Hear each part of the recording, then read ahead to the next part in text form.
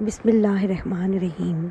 حضرت عیسیٰ علیہ السلام کے آسمان پر اٹھا لیے جانے کے بعد عیسائیوں کا حال بے حد خراب اور نہایت ابتر ہو گیا۔ لوگ بت پرستی کرنے لگے اور دوسروں کو بھی بت پرستی پر مجبور کرنے لگے۔ خصوصاً ان کا ایک بادشاہ دقیانوس تھا۔ وہ اس قدر ظالم تھا کہ جو شخص بت پرستی سے انکار کرتا یہ اس کو قتل کر ڈالتا تھا۔ اصحاب کہف شہر افسوس کے شرفا تھے جو بادشاہ کے معزز درباری بھی تھے، مگر یہ لوگ صاحب ایمان اور بت پرستی سے انتہائی بیزار تھے۔ دقیانوس کے ظلم و جبر سے پریشان ہو کر یہ لوگ اپنا ایمان بچانے کے لیے اس کے دربار سے بھاگ نکلے اور قریب کے پہاڑ میں ایک غار کے اندر پناہ گزین ہوئے اور سو گئے تو 300 برس سے زیادہ عرصے تک اسی حال میں سوتے رہ گئے۔ دقیانوس نے جب ان لوگوں کو تلاش کرایا اور اس کو معلوم ہوا کہ یہ لوگ غار کے اندر ہیں تو وہ بے حد ناراض ہوا اور فرط غیظ و غضب میں یہ حکم دے دیا کہ غار کو ایک سنگین دیوار اٹھا کر بند کر دیا جائے تاکہ یہ لوگ اسی میں رہ کر مر جائیں اور وہی غار ان کی قبر بن جائے۔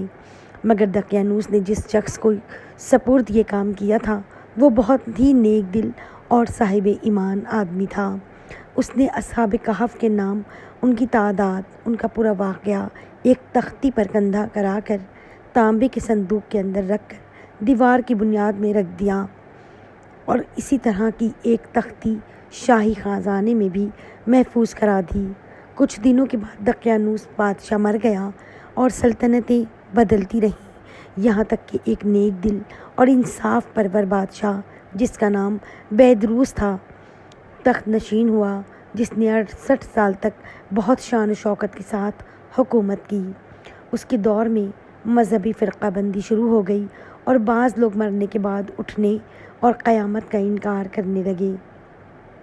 قوم کا یہ حال دیکھ کر بادشاہ رنج و غم میں ڈوب گیا اور وہ تنہائی میں ایک مکان کے اندر بند ہو کر خداوند قدوس عزوجل کے دربار میں نہایت بے قراری کے ساتھ گریہ وزاری کر کے دعائیں مانگنے لگا کہ یا اللہ عزوجل کوئی ایسی نشانی ظاہر فرما دے تاکہ لوگوں کو مرنے کے بعد زندہ ہو کر اٹھنے اور قیامت کا یقین ہو جائے۔ بادشاہ کی یہ دعا مقبول ہو گئی اور اچانک بکریوں کے ایک چرواہے نے اپنی بکریوں کو ٹھہرانے کے لیے اسی غار کو منتخب کیا اور دیوار کو گرا دیا۔ دیوار گرتے ہی لوگوں پر ایسی ہیبت دہشت سوار ہو گئی کہ دیوار گرانے والے لرزہ براندام ہو کر وہاں سے بھاگ نکلے اور اصحاب کہف بے حکم الہی اپنی نیند سے بیدار ہو کر اٹھ بیٹھے اور ایک دوسرے سے سلام و کلام میں مشغول ہو گئے اور نماز بھی ادا کر لی۔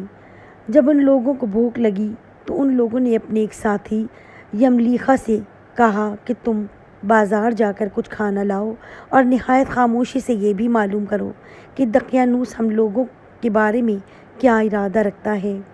یملیخا غار سے نکل کر بازار گئے اور یہ دیکھ کر حیران رہ گئے کہ شہر میں ہر طرف اسلام کا چرچا ہے اور لوگ اعلانیہ حضرت عیسیٰ علیہ السلام کا کلمہ پڑھ رہے ہیں۔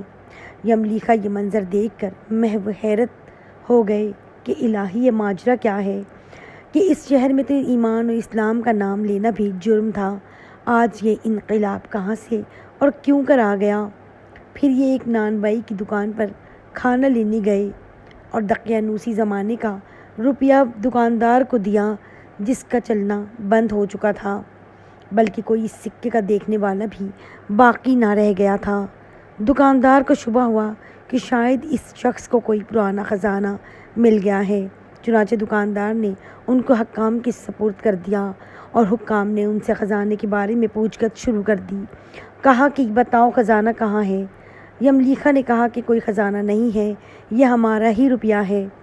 حکام نے کہا ہم کس طرح مان لیں کہ روپیہ تمہارا ہی ہے؟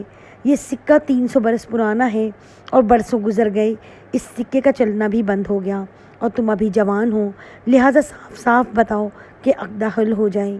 یہ سن کر یملیخا نے کہا کہ تم لوگ یہ بتاؤ کہ دقیانوس بادشاہ کا کیا حال ہے؟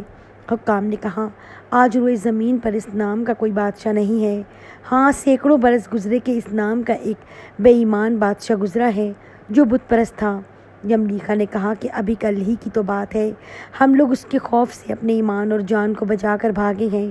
میرے ساتھی قریب ہی کے ایک غار میں موجود ہیں، تم لوگ میرے ساتھ چلو، میں تم لوگوں کو ان سے ملا دوں۔ چنانچہ حکام اور عمائدین شہر کثیر تعداد میں اس غار کے پاس پہنچے۔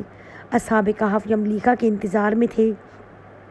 جب ان کی واپسی میں دیر ہوئی تو ان لوگوں نے یہ خیال کر لیا کہ شاید یملیکا گرفتار ہو گئے، اور جب غار کے منہ پر بہت سے آدمیوں کا شور و غوغا ان لوگوں نے سنا تو سمجھ بیٹھے کہ غالباً دقیانوس کی فوج ہماری گرفتاری کے لیے آ پہنچی ہے۔ تو یہ لوگ نہایت اخلاص کے ساتھ ذکر الہی، توبہ استغفار میں مشغول ہو گئے۔ حکام نے غار میں پہنچ کر تانبے کا صندوق برآمد کر لیا اور اس کے اندر سے تختی نکال کر پڑھا تو اس تختی پر اصحاب کہف کا نام لکھا ہوا تھا۔